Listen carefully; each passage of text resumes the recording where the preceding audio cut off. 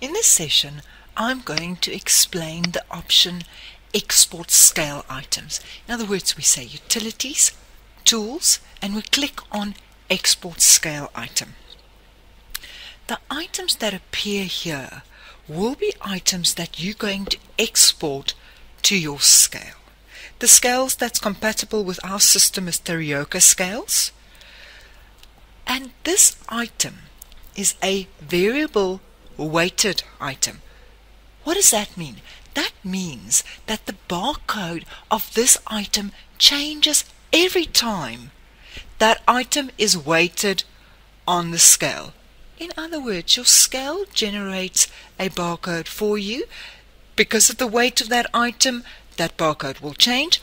You then scan that barcode into IQ.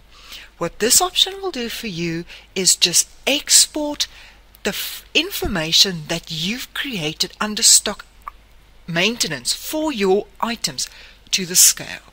It creates a file for you in the format PRN. You can choose the label font size, or you can use the new layout. You can change your visible fields if you want. You can browse. What you've got to do then is you can start. It tells us that that file is already there. We say yes, you can overwrite it. Are you ready to generate the stock on export? Yes. And it then tells us that the Terioka export file has been created. You can also run the scale batch file, and that will then communicate with the Terioka scale.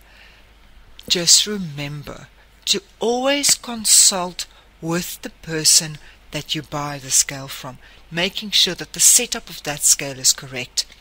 I'm going to, in 2 other sessions, explain how to manipulate the format of that barcode. In other words, you've got to tell IQ what does the barcode look like. We're going to look at that, and I'm also going to show you how to create a stock item so that it appears here, and that I'll discuss in 2 separate sessions.